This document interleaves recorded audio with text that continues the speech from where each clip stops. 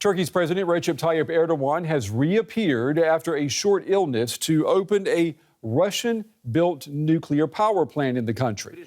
Erdogan and Russian President Vladimir Putin today both dialed in via video link to unveil the Akkuyu power plant. The facility is expected to eventually meet about 10% of Turkey's electricity needs. This is the first time that Erdogan has been seen in public since he got sick during a live TV interview. He's facing a tough re-election battle as he seeks a third term in office. All right, joining us now is our correspondent Dorian Jones in Istanbul to talk more about President Erdogan's health and his campaign for re-election. It's good to see you, Dorian. Turkey's health minister saying President Erdogan is now in good health and will continue campaigning as soon as possible. But there have been persistent rumors about his health for years. I mean, what do you think is going on here? Well, absolutely. On Tuesday night, in one of his major TV interviews in front of a number of journalists, it abruptly ended. The screens went blank, and that was due to a medical episode. He did appear 20 minutes later, apologizing, saying he had a stomach bug caused from intense campaigning. He then cancelled all of his campaign rallies for the following day on Wednesday, which is really unprecedented given the high stakes, and only now has appeared with the opening by video link of the nuclear power station. And this really will have resurfaced concerns over the president's health ever since he had two operations in 2011 and 12 for a gastrointestinal problem. There have been persistent rumors about how healthy he has been. Now, they've been steadfastly denied, but every episode we hear rumors of his ill health has appeared again. And again, this latest episode in such a high-profile event will further add to the concerns of question marks over the president's health. Yeah, and I'm sure the stress of a re-election campaign is not helping things. I mean, how demanding is campaigning for Erdogan?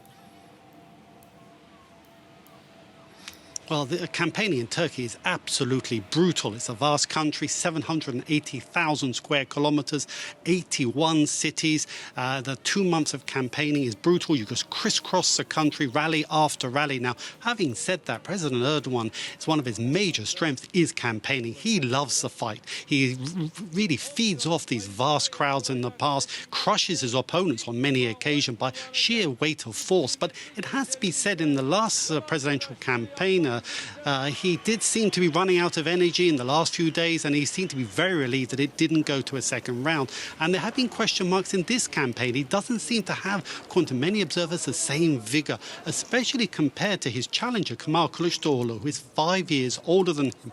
And there have been question marks over Kılıçdaroğlu's ability compared to Erdogan, saying he would struggle, but he really does appear to have zip in his step, and he really has been taking many of these rallies by storm. And this has been in stark contrast to what has been seen as a very sleepy or slow performance by, according to many observers, of Erdogan, and this will feed into question marks over his health.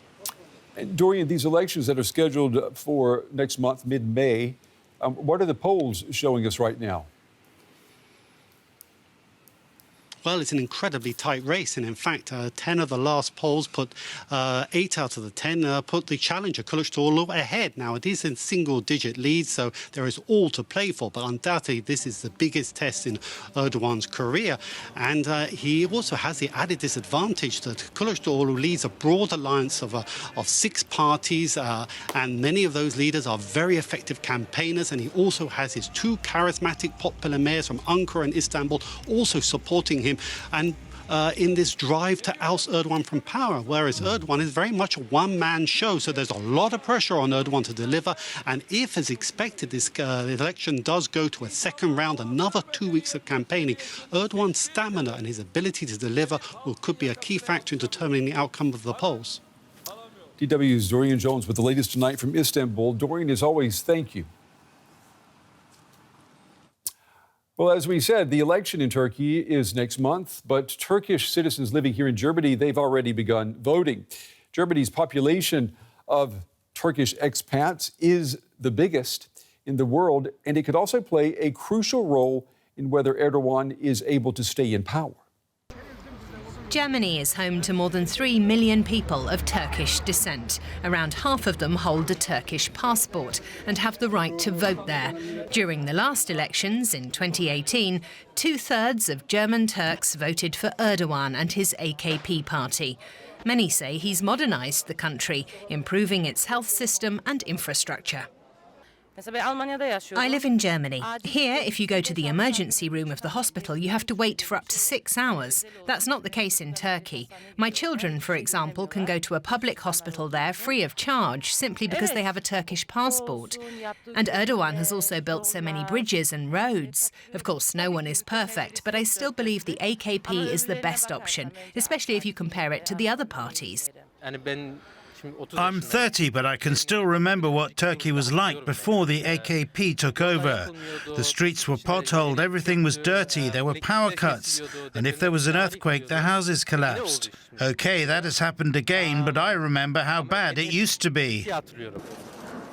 Polls suggest that an Erdogan victory is far from certain this time around.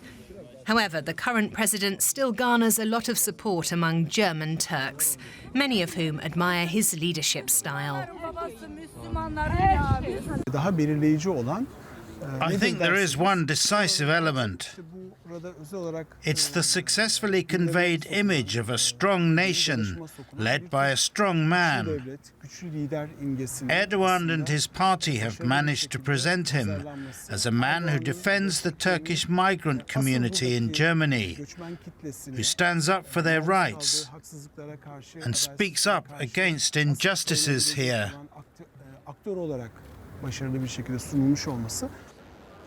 But this view is not shared by many of those who have only recently migrated to Germany. The majority have fled Turkey's economic crisis and say they want an end to the country's political stalemate. I no longer want to have a despotic president who oppresses the people. German Turkish voters could have a decisive influence on the election. Those eligible can cast their ballots at one of Germany's 26 representative polling stations until May the 9th.